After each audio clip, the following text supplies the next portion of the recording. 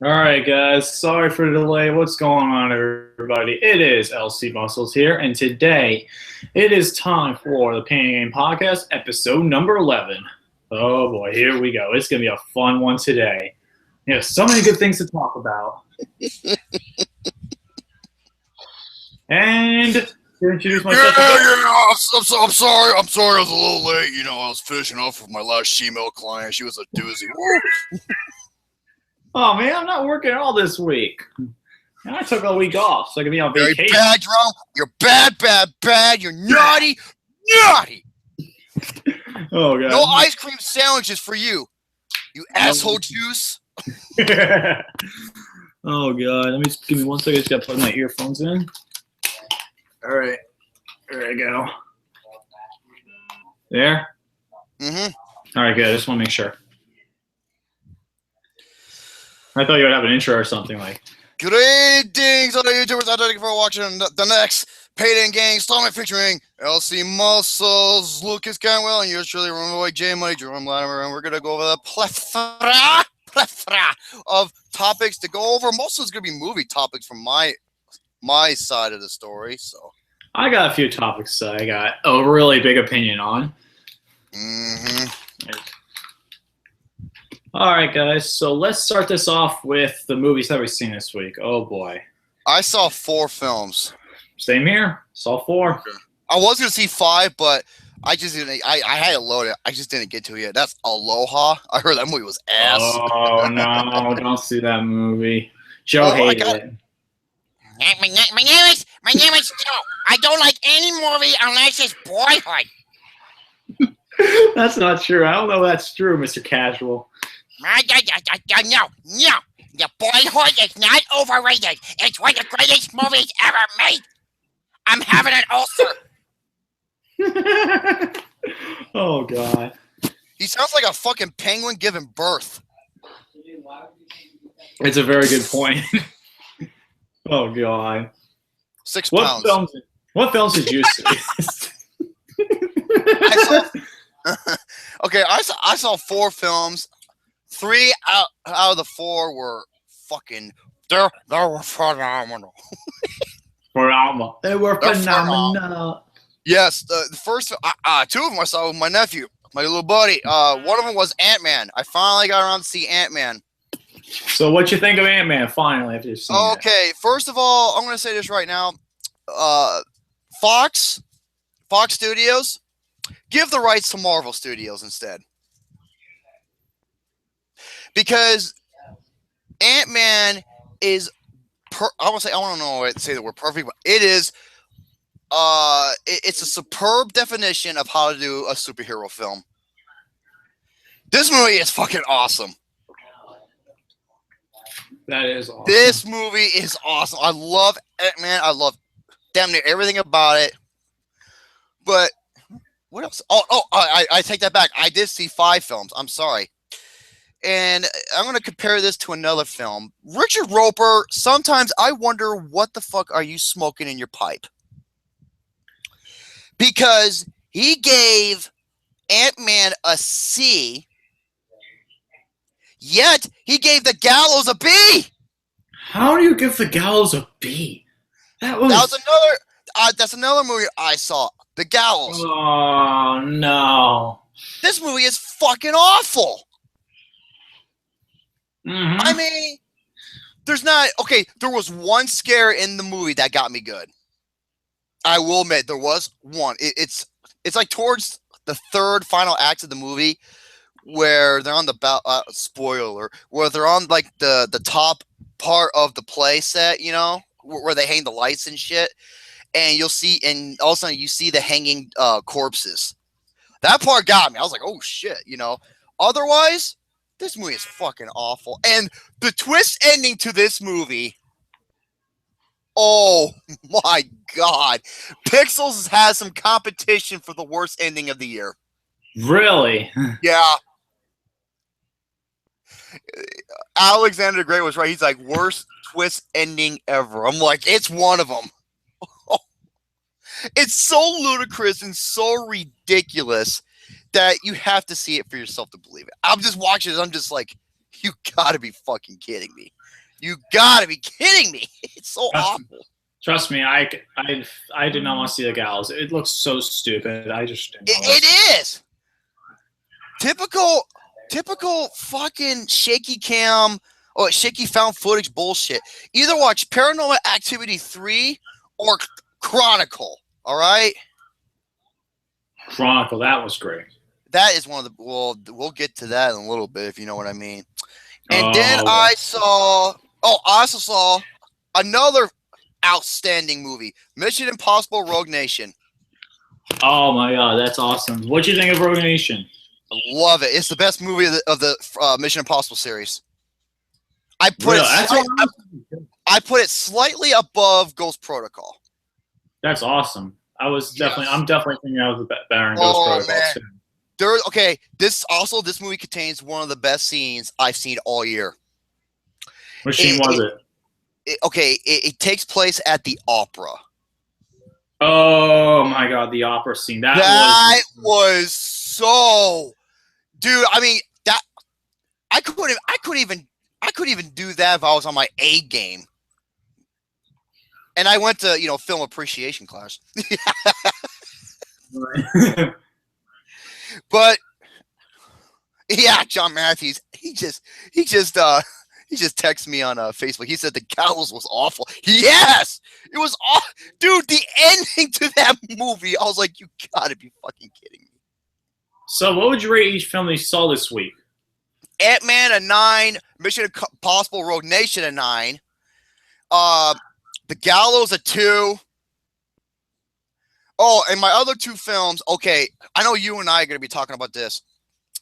One of the films is the most disappointing movie I've ever seen in my entire life, and the other one is one of the absolute best movies I've seen all year. All right, which ones? Tell me which ones. I'm going to start off with Fantastic Four, and no, it's not one of the best films of the year. Okay, let me start off by saying this. Okay, I've seen so many people give it zeros, like, oh, this is a 0, and this is a 0. I can't believe I'm going to be saying this, but John Campea is right. Like, this movie is not a 0, and I've seen far much worse films. Okay, however, I accidentally gave this movie a nickname. I called it Fantastic Foreskin. Oh god. Oh no! I was talking to all the people in the movie forums, and when I said that, they were like, "Well, that's pretty good, Jerome." It was pretty good. It's just like, oh god. Okay, I will say. Okay, I'll tell you about the things I liked about Fantastic Four. The first 10 minutes of the movie. Really? Yeah. It wasn't that bad, but I can see what they're trying to go for, except for that high school teacher. John Matthews says, just figure out how to post comments in the broadcast. Oh, I don't know if he's watching in the podcast version or you're watching on the YouTube version. All the comments will go directly towards Lucas. He's the one in charge of that. Yes, I am. I'm the facts guy. I'm the facts guy. I'm the facts guy. That's stats. I got stats. My name's Mr. Casual. I got stats. Yeah, it's funny. Yeah. Mr. Casual was in control of the Putnam Crew podcast. Look how that turned out. Need I say more? Oh, yeah. The funny thing is, episode number 2 is the most entertaining video, and it has the most views. Why? Because all those were my ideas. Need I say more? Anyways, yeah, back to Fantastic Foreskin. Or as John Matthew calls it, Fantastic Bore. Fantastic Bore, or Lauren from Lauren Loves Movies, aka Wonder Woman. I call her Wonder Woman. She calls it Fan Fuck Stick 4. Oh god. I was like, yeah, she's taking a page from my book. I love it. Oh, you gotta love Wonder Woman. Yeah. Oh, also, okay, you said something in your review that drove me insane. You and Austin. You said that the Tim Story version of The Thing was better. Are you fucking kidding me? Trust me, I just, one of the problems with the Tim Story version was it at least had a guy who was big, Michael Chiklis, play the Thing. You can have Jamie Bell, who's like a skinny little British kid, play the Thing. It just doesn't make any sense. That's why I like the Tim Story casting better. No. I'm talking about the Thing character. No, the casting was Michael Chiklis. I can see him as the Thing. I'm talking about the Thing character itself. In the Tim Story version, he was a fucking orange turd. Yeah, he did was bad, but he was an orange turd. In this movie, he looks like a rock monster, and he was the most likable character in the whole movie. You know why? Because he's the only one that wasn't a dick. Yeah, I can see it, but every character in this movie is a dick. Miles Teller, spoiler alert. You know what? When they finally got their powers, what does he do? He's like, "Hey, I'll help you. I'll come back for you," and he leaves him there. He just leaves him there. Well, I'm like, you fucking asshole. And then when we get introduced to Sue Storm, she's a bitch from the start. And then, Fantastic Four has the most wasted villain in history. Dr. Victor Doom. Fucking wasted, folks. I am not kidding you. Okay, you guys call him, what'd you call him? The metal mummy? The chrome mummy. The chrome mummy. You know what I call them? I call them the Iron King Tut. That's actually That's like Iron. He looks fucking ridiculous. He does. Oh yeah, there was a comment about the Thing though, and Jackson Fulcher said the Thing as a character was bland as everyone else was.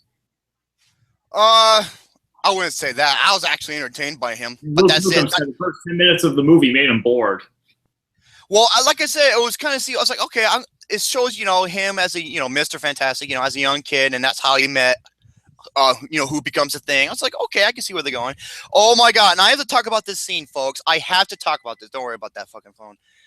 Okay, this takes place, I don't know how many years later, and they're doing like some type of science fair project at their school or something.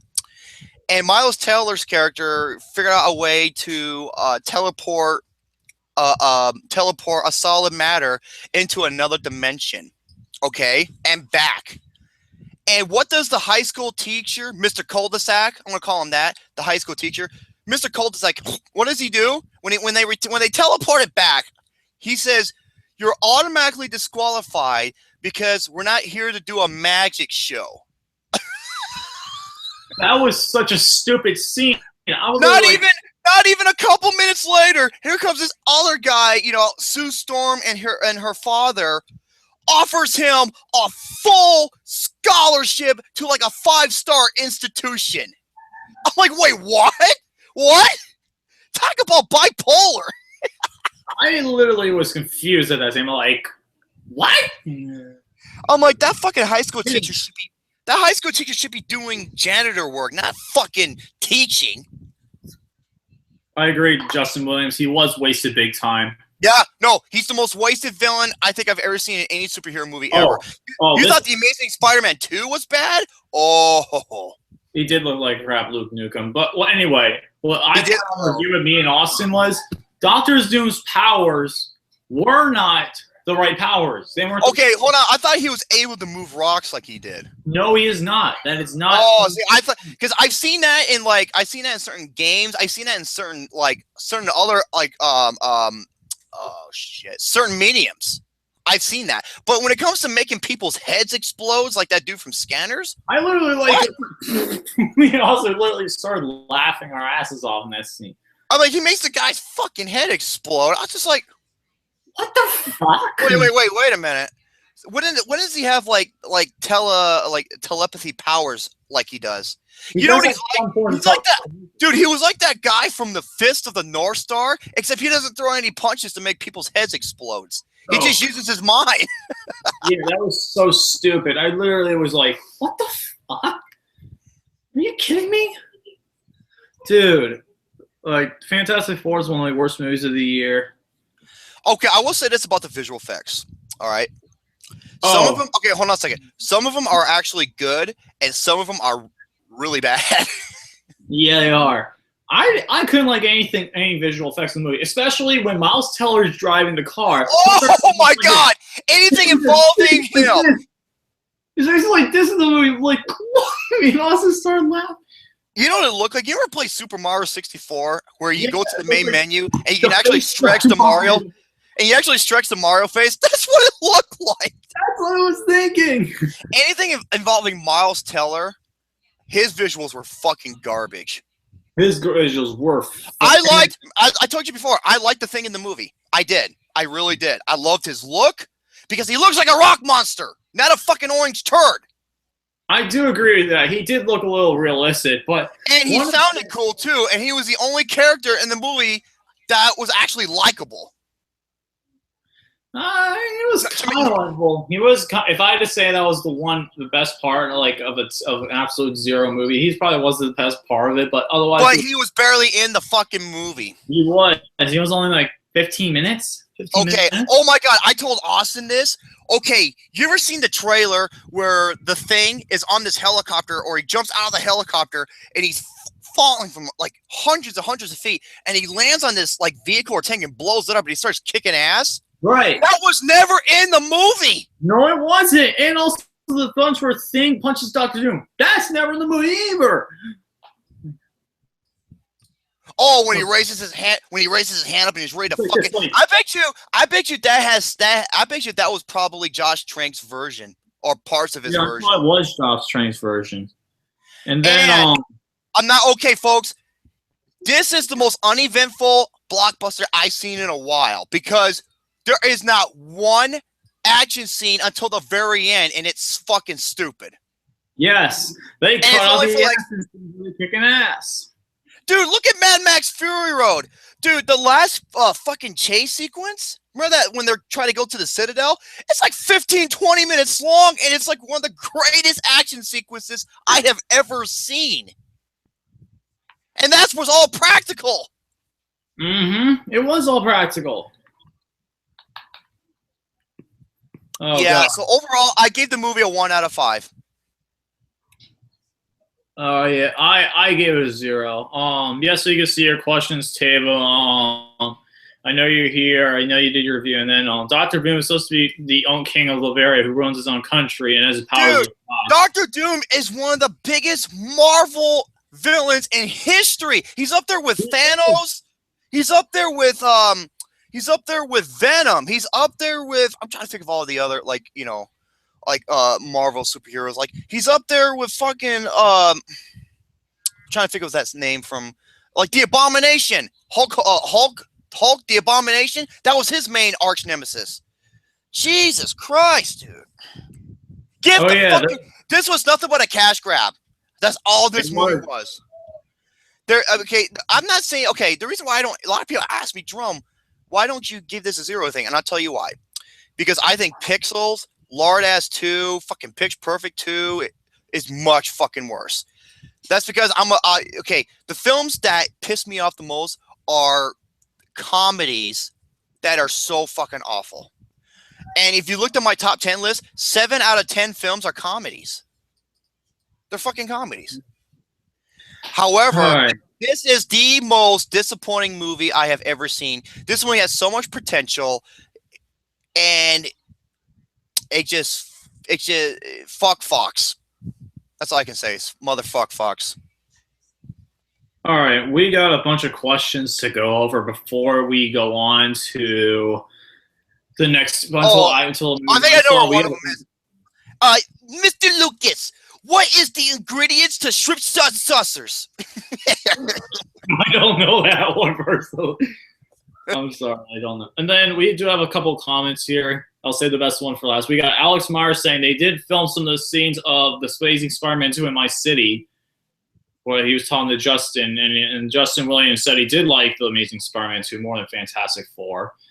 I did too. Yeah, but that's. And then, there was John Matthews says I facepalmed that there was no more Victor. There was only Dune line. That was fucking terrible. Yeah. No, it's just Doom. I'm like, when he said that, I was like, man, I want to go home and play Doom right now. There's 2 more comments, and then I'll get into the main 2. There's Justin Williams saying, in my opinion, Mara was much better than Alba, but not by much. And here's the thing. I saw her in the shooter with Wahlberg, and she was amazing. That was Kate Mara. And then Alex Meyer says Kate Mara will deem herself in The Martian later this year to Justin Williams. And then, The Martian. I do got, before I get you into the main comment, you got a comment from your buddy James saying he thinks is the biggest surprise so far, and if he thinks it'll be fisting around. Wait, stop. Repeat that again, because when you were talking, it kind of like did that computer generated mumble jumble bullshit. So say James is closing it. James asked Romy what movie he thinks is the biggest surprise so far, and if he thinks it will fisting your mom's ass. That's James for you. Welcome to the show, James. And then, what do you want to give Chris Duckman a big motherfucking fuck you for saying this is worse than Phantom and Batman Robin? Hell no! Chris Duckman said that. Dude, I said it before. Yeah. Do you know what's worse than this movie? Fucking Ghost Rider 2 is worse than this. It is. He wants someone to say, can you give a big motherfucker? Yes, I want to give out a big motherfucking fuck you to Stuckman and his hipster ass for saying this is worse than Batman and Robin. Fucking really, dude? Batman and Robin destroyed the superhero genre and Batman for the time being. Oh my god. Stay cool, bird boy. All right. I do have the movies I saw this week, which I do want to talk about before I get any more questions. I do have one more, but I'm going to save that for last so you and I can talk about this because, oh my god, but go ahead. All right. The movies I saw this week. I saw a couple of good movies this week. The first one was Shaun of the Sheep. It's called Shaun the Sheep. It's not Shaun of the Sheep. Shaun the Sheep. That was the movie I wanted to save. Oh, you did want to say that. All right, we'll talk about that last. Okay, after all these other movies, because that. Oh wow. We do have different opinions on that one of how great it is, but also that day right after Shaun the Sheep, I saw Dragon Ball Z Resurrection F. Oh, the new animated movie. That's right. Dude, it was fucking awesome. Keep it fucking anime. Don't do it live action. God damn it. Don't do it live action. Just do it anime. There is a big problem, though, and a lot of people did agree with this on the theory when I was asking people. If you did not see Battle of the Gods before this movie, you are not going to like it as much. I saw Battle of the Gods before this movie, and I loved it even more. That is a big flaw of it, but... Wait. Is it a sequel to Battle of the Gods? Yes, it is. It is a direct sequel.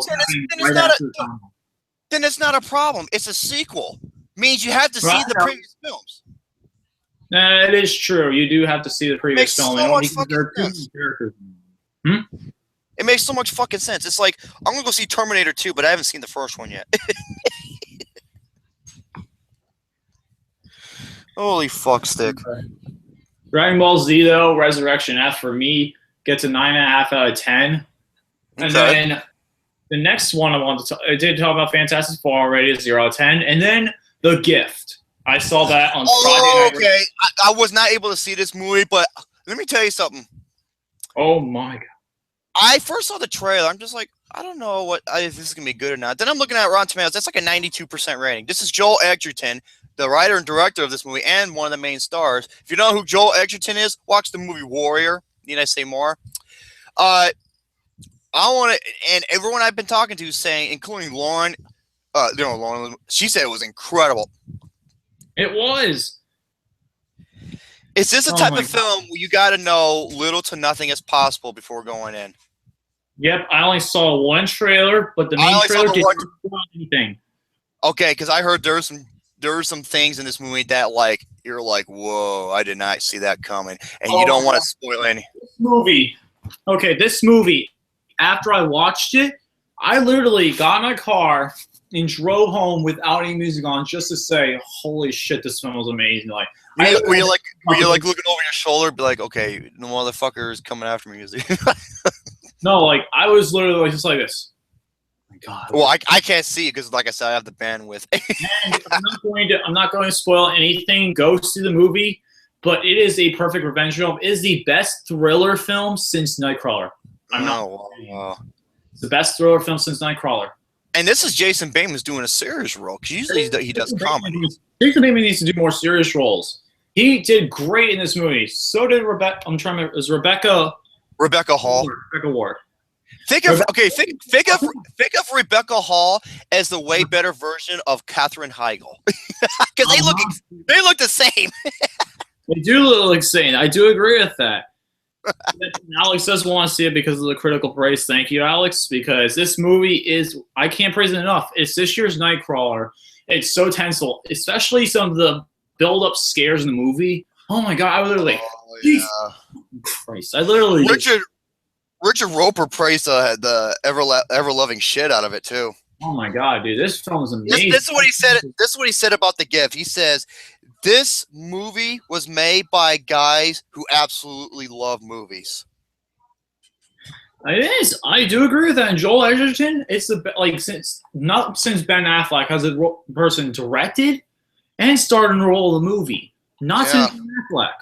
And if Joel Edgerton does not get an Oscar nomination for Best Supporting Actor this year, I will fucking lose my shit because he deserves it. They nominated Ben Affleck. They need to nominate Joel Edgerton.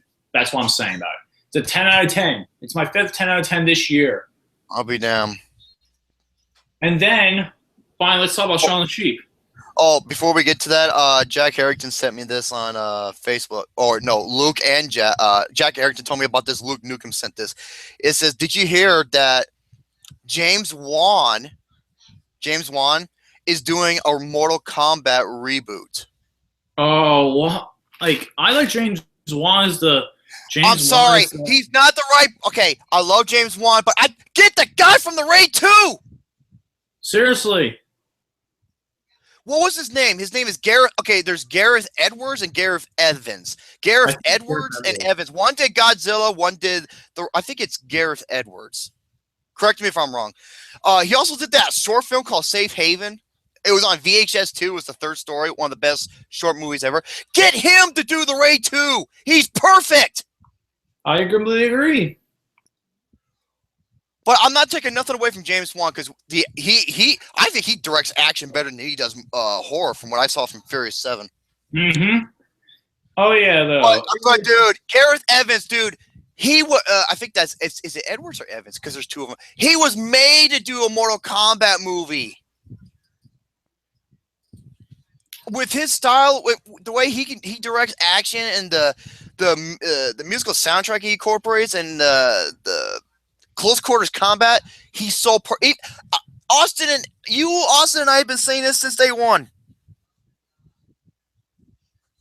I'm not, like I said, I'm not discrediting James Wan because he's done some good shit in the past, but there's someone out there who's better. Right. Oh yeah, and thank you, John Matthews, for correcting us. It was Gareth Evans. Thank you. Okay. Gareth Edwards. He's the one who did the Godzilla movie. Right. He did Godzilla. Thank you, John Matthews, for the correction. And then before we asked, what's our opinion, Blockbuster Buster? Fuck him. I didn't like the one review he did, and then dude, you know what he looks like? He looks like a he looks like a messed up Bubba the Love Sponge. I call him the fucking nut butt buster. I can't stand that guy. Yeah, and guess what he's on? He's on Channel Garbage. That's hilarious. That is freaking hilarious. And then also he also the fucking nut butt buster. Yeah, I can't stand that. Fuck that dude. No, okay. Shaun the Sheep. Did you want to talk about that, or you got more questions? Talk about Shaun the Sheep, folks. Okay, I'm so happy for Lucas because he told me it was up, and I was like, okay. And here's the thing about this movie. This is from Aardman. Aardman is, think of them as like the Europeans version of Pixar. Okay, they did, Wallace and Gromit, Flushed Away, Arthur Christmas, Pirates, Band of Misfits. Thank you, Alex Meyer, for that. Thank you. Shaun the Sheep, folks, is Aardman's best movie. It is. Actually, it isn't for me, unfortunately, but it's my second best. Oh, I think it's the best, and I'm going to explain why.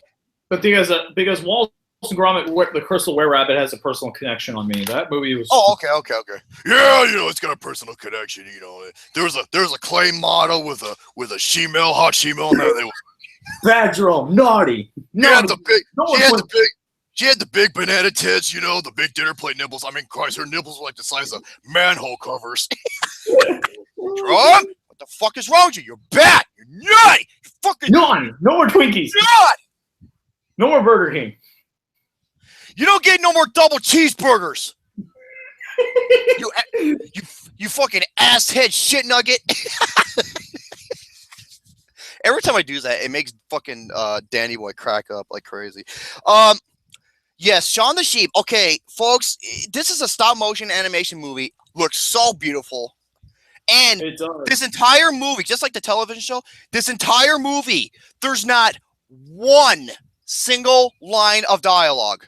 Well, there's where they do the thing, like they do some words, but nothing really serious. They don't have like a whole thing. No, well, you hear like mumble jumble shit, but no actual lines of dialogue. Mm-hmm. And folks, this movie is textbook definition of how to do visual presentation. It is. To be able to do an entire movie with no dialogue and to present such hilarious visual gags. The fucking visual. Visual. Okay, there's this one that every time they showed it, I was fucking laughing. Okay, I don't want to spoil nothing, but the dog who stares. Oh yeah, the dog. He's just, and then you realize what's going on. I'm like, oh my god! And the credit sequences, everything about this movie is almost done to perfection. Even the song was great. It felt like an '80s song, but it was a song made today. I was like, man, this. And you asked me, why not you give it a 10? Because I think Inside Out is the 10 out of 10 movie. However, this better be fucking nominated for some things, man. That's all I gotta say. This better get nominated. I absolutely love this movie. This is, to me, Aardman's best movie they've ever made. It is on my top 3 best films of the year list so far. I give it a 9.5 out of 10. Go see this movie. Yes, go see it. And then I want to talk about personal things. Justin Williams said, as soon as I got home from Fantastic Four, I saw Shaun the Sheep online. That's all I can say is, he loved it. My life, 5 out of 5. Yeah, I gave it the same thing too, 5 out of 5 or 9.5 out of 10. Yeah, I've seen close to like 50 films so far this year because I'm catching up. Yeah, I'm only giving 3 5s. Wow, and then Alex Meyer asked, ask the question. I'll ask the question that Alex Meyer asked in just a second. I love the film, I think, more than you did, and I gave it a 10 out of 10. Yeah, you did. Also asked, is it better than Inside Out? Because that's what Lucas told me last night. It's better than Inside Out. For me, okay, I said this before. Like I said with Lard Ass 2, nothing is beating Inside Out this year. I'm surprised. Nothing is. But that's nothing taken away from Shaun the Sheep because that movie is textbook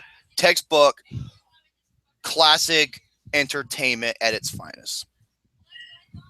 Completely agree with that. This movie is fucking hysterical. It is. Oh my god! Especially the villain of the movie, the catcher. Oh, dude, this is one of the best parts of the movie, especially when he's trying to impress the lady that's dressed up as the sheep. Oh man, it's so funny. You can't tell the difference. You have to see this, and oh yeah, those 3 pigs. Okay, no spoilers. But I'm trying not to give it away, but let's say they're having a party and they realize something is going on, so they have to clean up really fast. Yeah, that was really fun. That was great. And stay after the credits too, because there's a lot of good shit that happens in the credits as well. So love this movie. It is an absolute classic movie. Another great film from Aardman. I love Aardman. I was so happy Lucas told me about this movie because I didn't even know Aardman was even making a movie this year. So. Yeah, Kevin Morrison was we got both gotta thank Kevin Morrison because he's the one who told me about the movie originally. Okay, Kevin Morrison, come on, dude. Go see fucking Ant-Man. Enough of this. People are saying he's missing out on Ant-Man. Yes, he is. The movie's awesome. It is awesome. I do agree with you there. Seriously, son of a monkey's butt-ass whore. I swear to God. Oh, God. And then we do have a few more questions before we go into my next topic, which is Jacoli and John Matthews. John Matthews says he's only given out 3 5 this year to Mad Max, Kingsman, Inside Out. Yeah. Oh, yeah. The other one is Mad Max Fury Road, which I rewatched like a week ago, and man, that is like phenomenal. It is. I gotta watch it when it comes out. I'm gonna buy on DVD once it comes out on DVD. And then Jacoby asks us, do you guys think DreamWorks makes any great movies? Alex Meyer says they only made one great movie. Bullshit. Bull fucking shit, man. Okay. Shrek 1 and 2, Kung Fu Panda 1 and 2, How to Train Your Dragon 1 and 2, Rise of the Guardians? Get the fuck out of here, man. There's a lot of Pixar movies. I do agree. No, he said a lot of DreamWorks movies, and he said there's only been one great one. Dude, I just named you 7 of them. That's a good point. Then Jackson Fulcher, come on, dude. You gotta see Shaun. Because Jackson Fulcher says, I don't think I'll see Shaun the Sheep because the trailers didn't impress me at all. Dude, okay. Dude, okay, I'm sorry. This is what I never saw the trailer, but that's what a couple of people told me. I'm like, dude, you need to see this movie. It is so good. I love this movie. It's a brilliant, well-crafted movie. It's got a 99% rating. Wait, okay. I want to give out. Oh boy. Okay, hold on a second here. You know what? I'm so glad. Ooh, sorry, I got a hiccup. I'm so glad that just brought to my attention because I think there's one negative review. Oh my God. Oh, I gotta tell you about this. Mark Dugshit from Mark Reviews Movies. Give him a big motherfucking. Oh, okay. Hold on a second. Mark Dugshit from Mark Reviews Movies. Oh, Mark Dugshit from Mark Reviews Movies. He gives it a, okay. It's but ultimately slight effort to do a movie with no dialogue, and it's presented everything in spades and the highest regard. I want to give out a big motherfucking fuck you to Mark the asshole dick, fucking Mark the asshole dick shitter. Who's that guy? Do give it a shot, Shaun the Sheep. And you do give Shaun the Sheep. This guy isn't even worthy enough for me to take his portfolio. Yeah, write that one down too. To take his picture, and wipe my butt with it after I take a John Cena.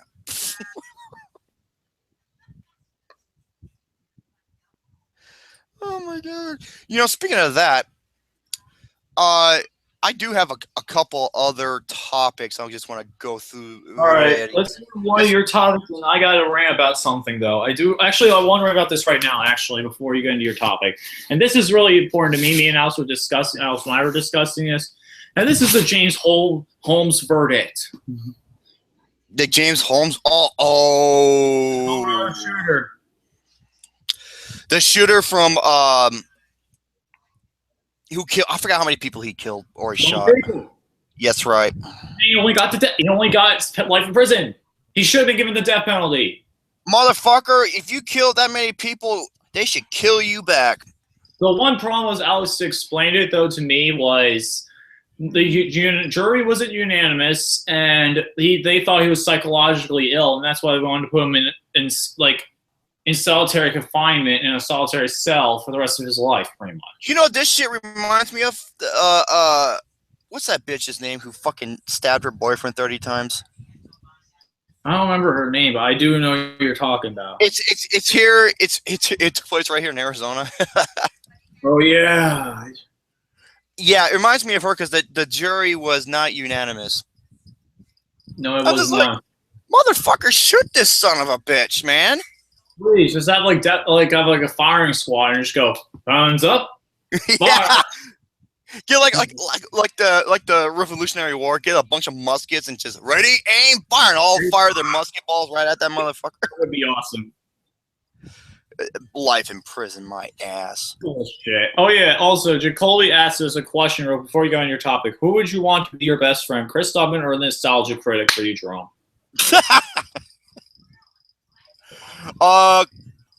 Chris Stuckman, because I hate the nostalgia way more. You know why? Because at least Chris Stuckman sticks to his name. Unlike the nostalgia, he's not fucking nostalgia. No, he is not. You're reviewing new stuff. That's not nostalgia. Look at the AVGN. He reviewed that game called Seaman. I don't know if you've ever seen his latest review. Gold. Guess what? It came out on the Dreamcast. Yeah, fuck off, critic. You suck. Yeah. Thanks for bringing this up because this is something I did want to talk about too.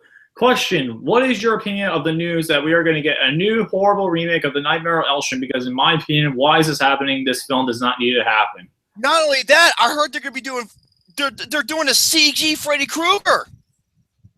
Bullshit! I'm not joking. I actually read that. I don't know if that's true or not. If it is, God fucking help us. No, you don't need a CGI Freddy Krueger. I'm not joking. That's what I heard.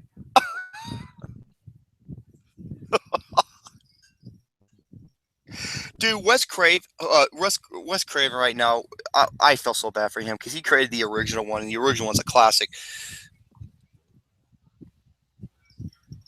I know. It's unbelievable. You know what? Let me talk about my topic because I wanted to transition to your topic. Okay. I wanted to transition. One athlete who I hate with a passion is fucking Floyd Mayweather. Yeah, fucking Floyd Mayweather. AKA the Running Man. That's actually a good nickname for him. The Running Man. You know, the guy who loves to play track and field by running around his opponents like a fucking doofus. Well, he replied to Ronda Rousey, who pretty much spoke the truth about this motherfucker and about his history of domestic violence. And Ronda Rousey was like, "Hey, I can kick this guy's ass, and I know she can." This is what Floyd Mayweather said, and I'm not joking. Okay, folks, this is the definition of what a pussy whip bitch is. In an interview with ESPN, Mayweather told Rousey to call me when she makes $300 million in 36 minutes. You gotta be fucking kidding me. I'm dead serious. Mayweather, do yourself a favor. You're a douchebag. Stop boxing. Your fights are boring. You suck. You're garbage. You are so unentertaining that is not even fucking funny. Ronda Rousey, she goes in, she doesn't hold anything back, she doesn't bullshit, she shits and gets off the damn pot, and she beats the fucking hell out of her opponents in no time. That's why they're comparing her to Mike Tyson. And that's another reason why I like Mike Tyson, because he went in, he didn't bullshit around, and he kicked the fucking shit out of people. Unlike you, who's got to run around like you have a fucking club foot or some shit. So fuck off. You know what he is? He's a little turd. That's what he is. He's a little fucking turd. And then Alex Meyer thinks for another good point. He said, "I hate Floyd Mayweather not only because of his domestic violence record, but because he's friends with Justin Bieber and always bring him into the ring. I can never take anyone seriously who's friends with Justin Bieber." Good. I don't blame. Yeah. Motherfucker. Yeah, so yeah, fuck Floyd Mayweather. You're he's talented, but your fights are garbage. Okay, and here's another topic. Early screenings for the Batman v Superman Dawn of Justice. Yes, me and Austin were talking about that like this week. Massive standing ovations after the movie was over. And with this, it gave Ben Affleck a long-term deal to play as Batman. And I think he's going to be directing him. Right. Yeah, they said that Ben Affleck as Batman fucking nailed it out of the park. That's awesome. Yeah. And this is what I said before. Remember when he was casted, people gave him death threats and shit, which was fucking ludicrous. This is what I said from the very beginning. I was like, you know what? I can see Ben Affleck playing as Bruce Wayne. He looks perfect as Bruce Wayne. As the Batman, I'm not sure. I'm not sure if he'll be able to pull it off or not. From what I heard, he stole the show. That's awesome. Yep. So John yeah. Hackey said, I wish Ronda would beat the shit out of that dick bag. Justin Bieber. Oh, dude, I told you what would happen. Ronda Rousey will take his ass down, judo flip the motherfucker, and break his arm in 3 different places. And then also Jerome Justin Williams, he says, Jerome, I'm sending Mayweather and Tyson to come after you after that rant. Why would you send Tyson after me? I don't know. That's what Justin Williams that. I don't know. Dude, I love Mike Tyson. I think he's one of the best boxers ever. I love when he just, dude, I think he still holds the Junior Olympics record for the quickest fight in history, 8 seconds. Yeah. Go ahead, go ahead. You know what Floyd Mayweather's gonna do? When I try to go after him, he's just gonna run away. That is true. He will run away very much. I wonder how many track shoes he has in his closet because he does a lot of running. So, yeah, those are my main topics. Oh, and I have one more. I'll go through this. One more, then we will. It's not. We're gonna save one movie. Actually, I'm trying to figure out what the main event is. I'm trying to think about what the main event is. The main event. I do have a topic. Okay. The main event is dolls who have big balls. God damn it! Oh, it's too funny. Jerome, you are an asshole face naughty. Naughty. Just naughty. Yeah, you're fucking naughty. No Dairy Queen for you, you little cock smuggler. Oh my god. Okay. I did some research. Remember last week how I was trying to look up the most underrated films ever in terms of box office earnings? Right. Well, this one's a little tough because I had to go by worldwide earnings. But I have 5. And I want to go over these 5 real quick, okay? All right. These are outstanding films that deserve so much more attention at the box office. All right. Oh, there's the cue. All right. First one, Dread. Dread is an awesome reboot, kick-ass action movie with a budget of $45 million. I couldn't believe that movie cost $45 million. You still with me? Yes, I am. I'm still with you. I'm listening. Oh, I thought you were getting sodomized by Shima. Okay, now. I got questions lining up, so that's what I was asking. Okay. Yeah, Dread. A budget of $45 million worldwide, only made $41.5 million. That is such a damn shame. Next one. Oh my god, one of my favorite boxing movies ever. Cinderella Man. Cinderella Man. That's budget bad. That's ridiculous. Cinderella Man, a budget cost $88 million worldwide. It only made $108.5. You have to, even though it made its budget, there's still a lot more to be made, and that's what sucked because that was in my top 5 best films of the year. Next one. Okay. This was on my 10 best. If I had to do a 10 best of 2011, Warrior. Joel Edgerton and Tom Hardy. The budget was $25 million. Box office, 25.1. It only made $13.6 million domestically. Which is ridiculous. Warrior's awesome, dude. It's from the same director who did Miracle. That awesome ice hockey, the true story of the 1980s U.S. Hockey team. Next one, Edge of Tomorrow. Domestically only made $100 million. Box office worldwide, $369 million, but its budget was almost $180 million. Damn, that's insane. Yes.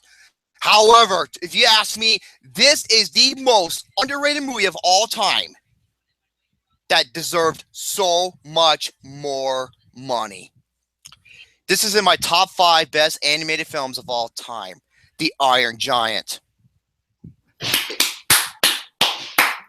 Thank you for preaching. The Iron Giant had a budget of $70 million and worldwide only made $31 million. Wow. I was going to put Rush on here, but Rush actually made a decent amount worldwide. So, but yeah, number 1, without question, The Iron Giant. All right. We do got some questions for us before we go into our next topics. All right. Jack Harrington says, honestly, can't wait for the fall movies. Yeah, I can agree with that. Yeah, I know shit. And then we also have Jacoli 2 questions. Who's the worst villain, Topher Grace's Venom or Jamie Foxx's Electro, and why? Topher Grace's Venom. Yeah, I can agree with that too. Jamie Foxx is a lot. You know why? Because at least, yeah, I can see, because Jamie Foxx, I was like, okay, I can see him as Electro. Topher Grace as Eddie Brock. Dude, Eddie Brock is like a big built motherfucker who worked with Peter Parker. Because Eddie Brock in the comic book, he's a big dude. He's like a bodybuilder. Topher Grace, get the fuck out of here. All right. Then the next one is, which Chloe Grace Moretz is better, Kick-Ass or Hugo? Why? Because I and Alex everybody feel like Alex is going to be disagreeing. Kick-Ass, hands down. Hugo, the first hour of that movie was boring as fuck. Kick-Ass without question. I'm sorry, I go with Kick-Ass. It's Hugo. Yep, same here. That's easy. That was an easy question. All right. Now we could get into a couple of my topics because. Was that all the questions? That was all the current questions I had, other than some comments about how good the movies were. John Matthews said, "Oh, I'm trying to remember if there was any other questions, big ones. I'm trying to think. You just take a quick look, real quick, and then, yeah, Jacoli Porter Kick-Ass. So I saw there were a lot of replies, and then John Matthews got to disagree with Alex Meyer. Then, oh, they're always dude. John Matthews and Alex Meyer. I swear to God, you know what they're like? They're like apples and oranges. And Jack Harrington, I know your question is best prediction movies of the fall, but I don't want to do that until August is over. I'm sorry. I just want to wait till summer is over. I just want to wait till summer is over before I make the prediction, because I just don't want to spoil anything right now. Yeah, that's mainly it for those questions. Those questions. Let's talk about. Since last week I talked about the animated Admiral animation, which was BoJack Horseman. I now have another animated atrocity to talk about. Last animated atrocity I talked about, the 5 worst episodes of Family Guy, which I know Jacoli hated that. But today we'll talk about something that I know a lot of people will hate. That is SpongeBob SquarePants, the worst episode in my opinion. You know what's funny? I loved Alex when he played the starfish. Oh, God. Hi, SpongeBob. He played Soapy Patrick. All right, this episode, my God, when I first got done watching it, I was beyond pissed. I literally was like, "Are you fucking kidding me? How is this an episode?" All right, the episode I'm talking about is One Course Meal. Oh God, I've heard of that episode. And it is pretty much the episode where everyone started to hate Mr. Krabs, because mainly the episode, it starts off with Plankton it starts with a normal day of the Krusty Krab, and when you know it starts with the Krusty Krab. Hey, SpongeBob, you gonna give me some credit peppers? Is that what he sounds like? Yeah, it is what he sounds like. Come on, SpongeBob, my boy, make me some Krabby Patties. Oh, God. Oh, yeah. The episode starts off with Mr. Krabs and SpongeBob, and then Squidward goes, it's time of the month, and Plankton, you see, is attacking the Krusty Krab. He tries to get close to getting the formula, but when Pearl walks into the kitchen to check out if everything's okay, Plankton screams and runs out in agony. And Mr. Krabs gets an idea. He's like, he gets an idea, and he gets an idea. He dresses up as Pearl and starts torturing Plankton, psychologically torturing Plankton, to the point where it's going to be like, yeah, Plankton's just literally just so depressed he can't even do anything. He literally is just sitting in his chair. He's sleeping on a steel bed, and he's having dimensional nightmares about Pearl. Because, yeah, and this also gets around because whales don't eat plankton. they eat krill. That's a good nature fact. And Stephen Hilberger's actually a marine biologist, and yeah, he gets this wrong. I don't understand that. That's such bad logic right there. And yeah, the next part of the episode is Plankton is pretty much really really like, I mean, he literally has tissue boxes for shoes since like he doesn't want people hearing him or doesn't want Pearl coming to get him. And Karen's trying to tell him, yeah, it's just a nightmare and a delusion. And holy crap, that was a great play. This wasn't the Steelers Hall of Fame game. They just made a great interception. But anyway, back on Plankton, he looks like a little green tumor. He does look like a little green tumor. But anyway, what I was going to say is, yeah, Mr. Plankton goes outside, and this is the worst part of the episode. This is the infamous suicide joke of the entire episode. That's right. I've heard about this. Yeah, Plankton, he goes out on the road and he says, like, I can't bear this anymore. I literally just want to get he just starts laying the road, then SpongeBob comes out and says, What are you doing on the street, Plankton? He goes, Go away, SpongeBob. Can't you see I'm trying to get run over? Yep, that's the suicide joke, ladies and gentlemen. Oh my god! When I first heard it, I'm like, what? I had to replay that, and then I literally was like, "Are you fucking kidding me? How did they say in a suicide joke in a SpongeBob episode? SpongeBob is a kids show."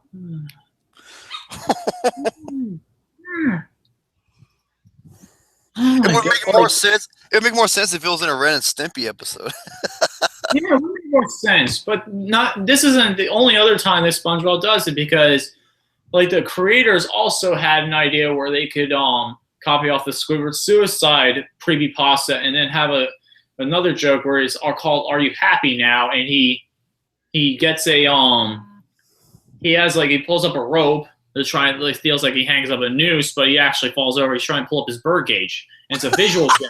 Oh! He's his head in his oven and checking on his dinner. So 2 jokes. Oh my god. Yeah, this is one of the worst episodes of SpongeBob I've ever seen. And the episode is pretty much trying to show that it shows that Mr. Krabs struts up at Pearl after all, and SpongeBob tells Plankton his fear, and he tries to exploit Mr. Krabs, but SpongeBob at the end scares him with a hologram projection of whales. And that merely ends the episode. A little bit of dialogue that merely ends the episode. And ladies and gentlemen, this is the worst episode of Family Guy possible. I absolutely hate this movie. There's no good lines of dialogue. The jokes are terrible. The characters are terrible. Not even SpongeBob's redeemable in this episode. It's an F. Don't ever see this episode. What was the Squidward? You're like, oh, SpongeBob. SpongeBob, what are you doing? My nephew does the greatest Squidward impersonation ever. Where the hell is he? I gotta get him on here to do that. Oh my god, man! Course meal. Oh my god! I did want to rant about Fantastic Four a little bit. I did mainly in the review. I'm trying to think. Oh yeah, this week, since I'm in vacation, you guys see this is not my room. I'm actually in Key West for the weekend. That's why I was when I wasn't here on time, because we are traveling home from dinner. Yeah, right now Lucas is in a she-male brothel. No, I'm not in a female brothel. I'm in an apartment with. Well, hey, you know what? At least you get your. At least they'll take your temperature for free. Oh god, you're naughty. You're naughty, Jerome. You're very bad. That's bad. That's very bad. All right, let's get some more questions in, because I know it's some couple of questions, and then we have questions. Then we can go into another topic. I know you could go into another topic. Especially the main event, mainly. The main event, which I've been waiting to talk about, mainly I want to be talking about. That one Alex Meyer got me to. All right. Here we go. Here we go. Oh, Jacob, you didn't hate it? I thought you did, because I know you love Seth MacFarlane. And then, Lucas, where's your Fantastic Four rank on your worst list of 2015? It's definitely my top 10. It's not my top 5, though, right now, unfortunately. Jack Harrington. For him, nothing's beating unfinished bullshit. Nope, nothing's on. All right, Alex, it is a good time to discuss it. Let's talk about the list you posted to me on Facebook. Oh yeah, he talked to me about this. Oh yeah, I saw the trailer for Point Break. That looks so fucking atrocious. All right, so let's talk about this. Let's talk about the movies you was talking about to me. Let me pull up my Facebook posts. These are the movies coming out in the Venice and Toronto Beach Film Festival. Yep. All right, let me just pull it up in my list. Let me just pull it up. All right, here you go. And then also before we get into that, we do have Nick Kano send me a couple questions through Facebook. Real quick, I just wanted to answer. You keep calling him Kano. Canino. Yeah, if you keep calling him Kano, he's going to pull that Kano fatality on you. Before Fantastic Four, what was your most disappointing film in 2015? That being Chappie. It was Chappie. Ted 2. Sorry, Jacoby. And how do you feel about the 3 movies coming out later this month? Straight Outta Compton, Hitman Agent 47, and No Escape. No Escape and Agent 47, I do not want to see. And Straight Outta Compton being on Sunday. Straight Outta Compton, I want to see. No Escape, I can give a shit. Agent 47 looks like absolute fucking dog shit, man. It does. My buddy James, not only is he the biggest Splinter Cell fan, he's the biggest Hitman fan. And when he saw the trailer to this, he went fucking ape shit. Dude, I could tell, man. That movie was terrible. And then it looks fucking atrocious. It is atrocious. Then one more question from him is also, do you know that I will be posting my top 20 most anticipated fall movies of 2015 on my Facebook page at the end of the month? I did not know that, and I will be looking forward to it. Okay. And then also tell me that this will cheer you and Jerome for being disappointed. Fantastic when I say this. I'd like to give a big motherfucking fuck you to the Fox executive for releasing this cut of the film. Yeah. Okay, you know what? Unlike Lard Ass 2 and fucking pixelated horse shit that left me so incredibly pissed that I was ready to kill somebody, this just left me so depressed and sad. Trust me, it pissed me off too because I wasn't pissed. I wasn't pissed off. I was just sad. I was just depressed. I was just like, all right, damn it, Swan. My shit got. Oh yeah, Jerome, can you do an impression of Mr. Casual on Guardians of the Galaxy from Danny Rutherford? I give the movie a 3 out of 5. A 3 out of 5 because they're not Oscar-worthy potential. I love the Oscars. I love to suck on their hairy balls. Oh my god, that's so bad. Dude. You know, I couldn't recognize him the other day because he had the DOF cock and balls in his face. Oh god. All right. I give Kingsman a 2.5 out of 5 because it's one-dimensional. It's one-dimensional. Oh, excuse me. Sorry, I gotta pick out my order. I gotta get my plain burger. My plain burger and fries. Motherfucker doesn't even finish it. The plain cheese. It's a plain burger. Plain ass burger. Burger. Oh yeah, the Deadpool Red Band trailer. That was awesome. Love it. The other day, I had 4 double cheeseburgers at Burger King, and I could have had another one. Can you do it? Oh yeah, here we go. One more question. Jacoby asked Jerome, can you do an impression of John Cena meeting Mr. Casual? How you doing? My name's John Cena. How you doing? It's full of dingers. I love full of dingers. Why do you talk like that? What do you mean when I talk like that? That's just how I talk. My name is Mr. Casual. Well, if you're casual, then I guess you would love me as your champion. How does that feel? Yeah, it sounds good. You want to go porn? Let's go porn. I'm sorry, I don't bowl against the handicap. Oh yeah. All right. No more questions. No more questions. That's the last one. I'm done this. All right, here we go. Let's talk about the films that were on the Venice and Toronto Film Festival's lists. All right, the first one known as Equals, and it stars Kristen Stewart and Nicholas Hoult as lovers in a future world where all emotions have been eradicated. What do you think about this movie? Never even heard of it. It looks pretty good. Honestly, I did see a little bit of a trailer for it. It did look pretty good. I'm actually really excited for it. Okay. And it definitely looks really, really good. And here we go. The next film is Beast of No Nation. Beast of No Nation stars Idris Elba as an African warlord who kidnaps kids and turns them into... Oh, this reminds me of what was that propaganda thing that was going on where some dictator type guy was capturing kids and he was like, you know what I'm talking about?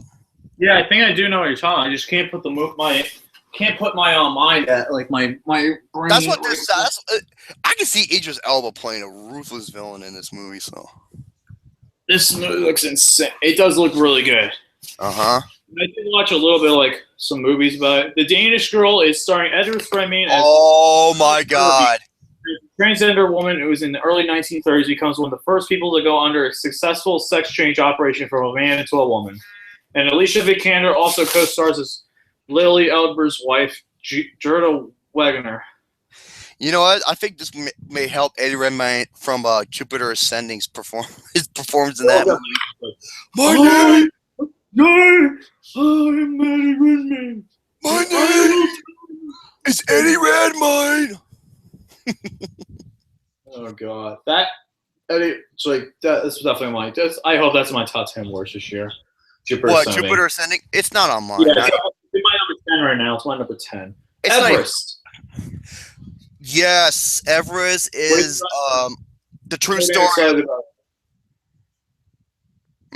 Huh? Wait, you there? Oh, sorry. I think Everest, based on the true story of a hiking crew who makes it to the top of Everest, and then a horrible storm happens, and they do what they can to survive while trying to make their way home. Insane as shit. Okay. Second. Looking at some questions real quick. I got a bunch. I just literally just got flooded with a bunch of questions in the video. I literally just got flooded with a bunch of them. All right. Oh, Coney 2012. Yeah, that was the movie, Alex. That was what I was talking about. Coney 2012. Yes. Thank you. Thank you, Alex, for that. Everest does look great. All right, let's get back into it. Black Mass. Oh, I can't wait. I want to see it so bad. So damn good. I am so ready for Black Mass. It's the movie I hope redeems Johnny Depp. Oh, Mordecai. Oh. Fucking Mordecai. Jesus Christ. You know what? Mordecai, that movie was entertaining. The fuck out of here. No, casual, no. Eat your plain ass burger. Yeah, eat your plain ass burger and your cheese pizza. Yeah, you probably wouldn't even finish that either. You know about Black Mass, right? Oh, yeah. Based on one of the most notorious, ruthless gangsters in history. James Whitey Bulger. Yep, James Bulger, yep. And he also, Joel Edgerton co-stars as John Connolly, who hired Bulger as an informant to help take down Boston's Italian mob. And, yeah, that's mainly about it. And Benedict Cumberbatch also stars as Whitley Bulger's politician brother, Billy Bulger, and the rest of the cast includes Kevin Bacon, Dakota Johnson, Adam Scott, Jesse Plemons, Corey Stoll, and Peter Sarsgaard. And he also stars as the inspiration for Jack Nicholson's character, Frank Costello, in the movie The Departed. Right. Next one is Spotlight. It stars Mark Ruffalo, Rachel McAdams, Michael Keaton, and John Slattery, a team of reporters from the Boston Globe who in 2002 broke a story about how the Catholic Church in Boston protected priests from their police for decades. This is going to be... Holy shit, what was that? Sorry, I was just moving my camera. God damn. Yeah, this is gonna stir up a lot of controversy. It is. Yeah, Black Mass does look fantastic, John Matthews. The next one is Freeheld, which is starring Ellen Page and Julianne Moore in the true story of a lesbian couple, Stacey Andrew and Laurel Hester. When Laura is diagnosed with terminal cancer, a fight ensues to make sure Stacey receives Laurel's pension from the days as a police officer. And it's a huge legal battle because the fact that they're not legally married because they're lesbian. Mm-hmm. They get a lot of attention because gay marriage is now legal in all 50 states. Yeah, now it is. But oh boy, well, Ellen Page came out of the closet, so it's and it's gonna be with Julianne Moore, who has done those types of films before. So I was just be like, okay, I like to see where this is going. Me too. I'm definitely excited to see where this is going. And then the next one is Legend, starring Tom Hardy as the role of identical twins Ronald and Reginald Cray, who were two of Great Britain's most notorious mobsters in the 1950s and 60s. However, unlike James Whitey Bulger, they never hired as informants to help take down a rival mobster, and both ended up spending several decades in prison before they both died. And it's starring Taron Egerton, Emily Browning, and also David Thewlis. That's right.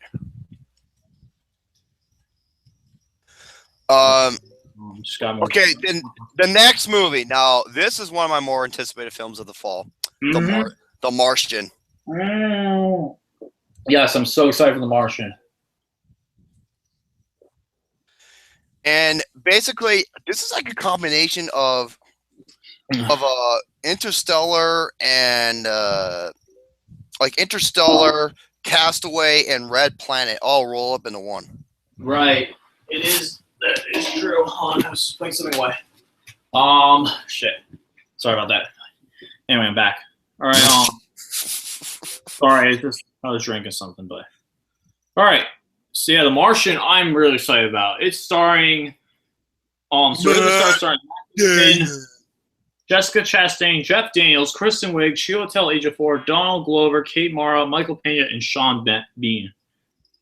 Oh, and it is awesome. And he's shooting he wanted to get as real as possible by shooting in the Mars desert. And here's the thing. Ridley Scott needs this after Exodus. Oh god, Exodus, Gods and Kings. That movie was my honorable mention last year. Oh man, that movie was long and boring as fuck. It was so goddamn boring. All right, we got a bunch of questions. I'll wait till ask them after that. Then the next one's The Program, and it chronicles Lance Armstrong's epic humiliating fall from grace in regards to using his performance-enhancing drugs and administration that led to all of his Towards the Rant's wings being disqualified. Ben Foster stars Lance Armstrong, while Chris O'Donnell plays David Walsh, the journalist who exposed Armstrong's lies. Yeah. And also stars Ethan Hoffman, Lee Pace, and Jesse Plemons. Okay, next one. Next one is Stonewall. Depicting the 1969 Stonewall riots at the famous gay bar Stonewall Inn between his gay patrons and the police. And the start of modern-day gay rights movement. Oh, Stonewall. I thought Stonewall was about me getting a bone when I see Emma Stone. Oh, God. The Dressmaker. Dressmaker. Yep, that's the next one. It's starring Kate Winslet as a dressmaker who returns to her small Australian town to improve the women's fashion there and exact revenge on those who did her wrong. She also ends up falling in love with Liam Hemsworth. Hugo Weaving also co-stars. Eye in the Sky, which is the look at modern-day drone warfare. No other plot was given on IMDb at this time. Stars Barkhad Abdi, Helen Mirren, Aaron Paul. Yeah, Aaron Paul. Yo, I'm Aaron Paul. Go check out my new show, BoJack Horseman, on Netflix, yo. And Alan Rickman. This is Alan Rickman. And remember the turtle for the party. Mr. McClane. All right. The Lady in the Van. Starring a man who befriends a homeless woman who lives in her car parked on his driveway. Maggie Smith stars as the homeless woman. Dominic Cooper, James Corden, and Jim Broadbent co-star. Oh, God, no. This one is probably the funniest plot of all of them, but it actually could work. The Lobster. Yeah. It's a futuristic tale where all the single people must be married within 45 days, and then they are taken to a hotel to choose their future spouse. And in 45 days, they did not find a spouse. They are transformed into various animals and abandoned in the woods. Despite the ridiculous things on press, the film received rave reviews at the Cannes Film Festival this year.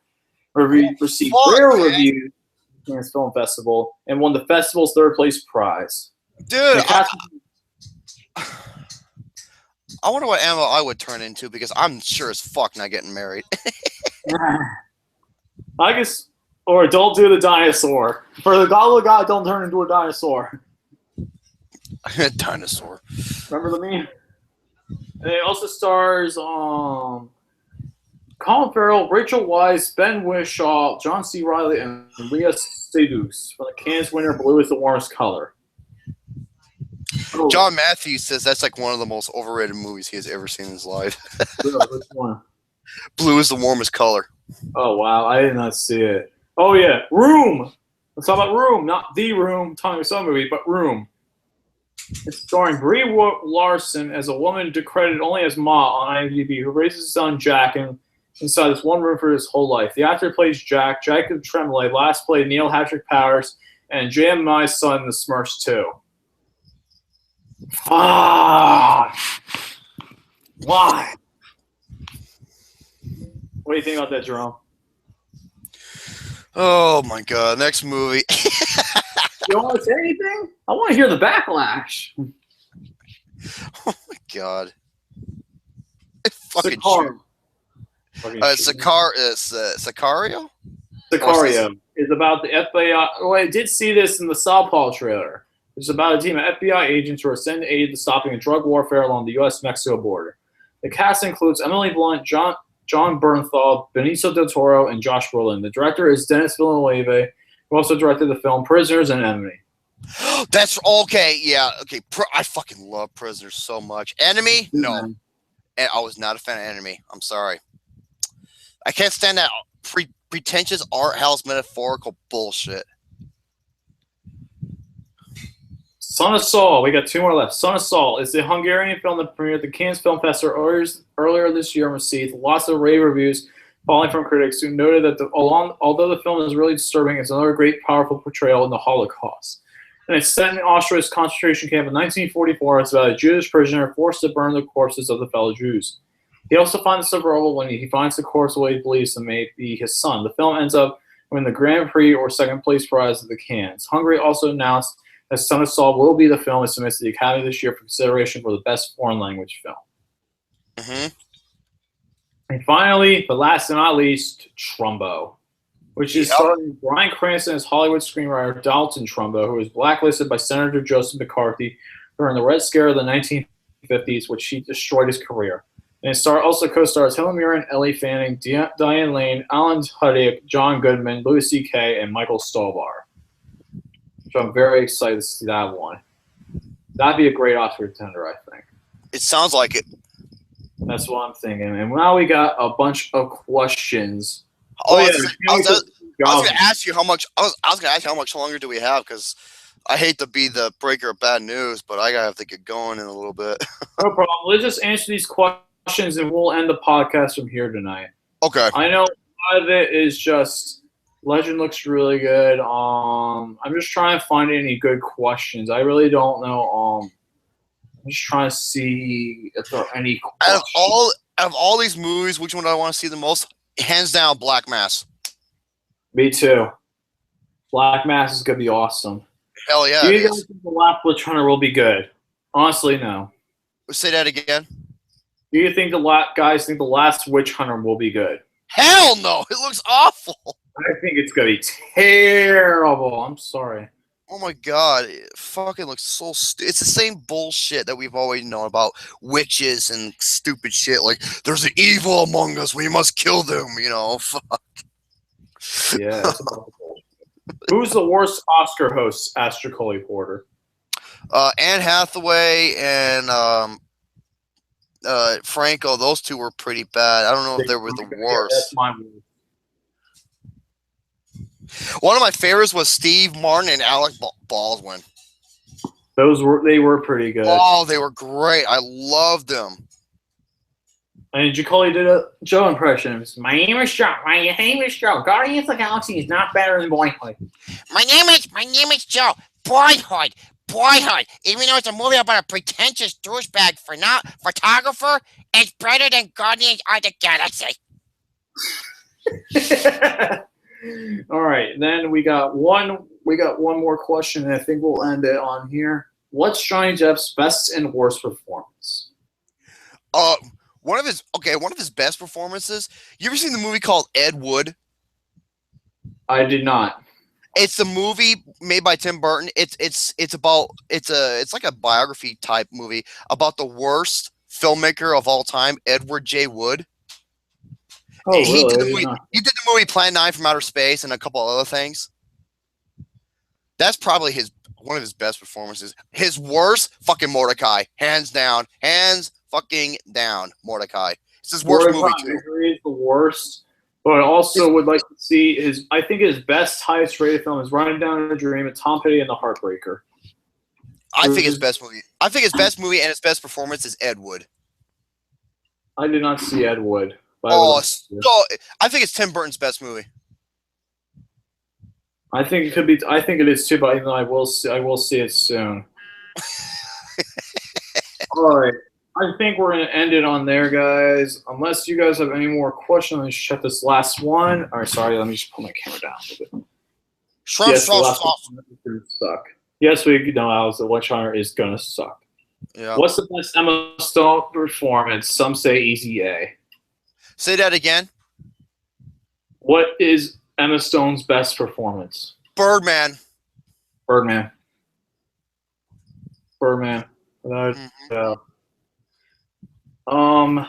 Also, Tavo will be our last question since his last. Oh, I can tell you. I can tell you what her best performance is with me in my bedroom. That is pretty good. What is? Before I gotta go, what is your opinion on the James Bond franchise as a whole? And do you think Spectre is gonna be amazing? Hell yeah, it is. So right for it. I said it before. Skyfall is my favorite James Bond movie ever. Wow. And it's made by the same people who did Skyfall, so hell yeah. That is going to be awesome. And then, did you guys see the Deadpool trailer? Yes, we did. The Red Band trailer. Yeah, Red Bull trailer is awesome. All right, guys, we'll end it on that note. I know, sorry, it's not as long as it usually is, but I'm on vacation and Jerome has to go. Oh, God, that came out wrong. Oh, that did come out wrong. I'm sorry, guys. Jerome has bad. Look, it's bad. Yes, I know. Fucking bad. No strawberry shortcake for you. No strawberry shortcake for me. I do agree with that. Or as I had today, key lime pie. You greasy ball bastard. All right, guys. That will be it on our podcast. I thank you all for joining us today, even though it started a little late. I know next week we'll be back in my room back in my place for the next podcast. We'll be on time this time. We'll be back in your room, with some hot muscular she-males. No, that's not true. No, that's actually my bedroom. Yeah, John Matthews. I'm so sorry I did not get your question, John Matthews. It's like, which movie are you looking forward to next weekend? Straight up, The Man from U.N.C.L.E. or Straight Outta Compton? Straight Outta Compton. Same here. And then, what do you think of the 13 Hours, The Secret Soldiers of Benghazi? I talked about this last week. I'm gonna say this. You know what? Danny said this to me, and oh my God, it's one of the funniest things, and he's so true. If this movie causes Hillary Clinton to lose the campaign for running for president, Michael Bay will be my favorite director of all time. That would be awesome. I would personally love that. Oh my God. All right, guys. Sorry about that, John Matthews. Next week, he'll be back in my place. We'll be on time. And, yeah, I'm very excited to be here broadcasting to you guys. I'm glad you guys can join us.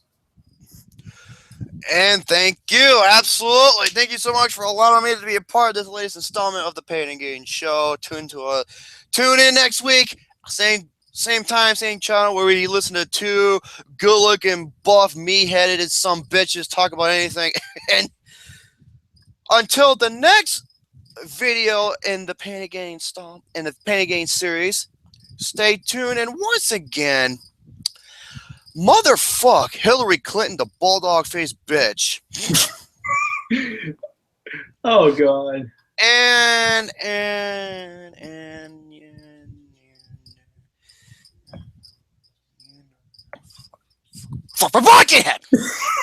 All right, guys. I do have a big motherfucking fuck you. I have a big motherfucking fuck you to Fox Studios for bullying Frank and making the shitty ass Fantastic Four, because that is not Josh Trank's version. No, it isn't. No, I can tell right away. Watch the movie Chronicle, which also stars Michael B. Jordan. Son of a bitch. My worst films this year. That is it, guys. We'll see you guys next week on the Pain and Gain podcast. Until next week, see you later and stay awesome.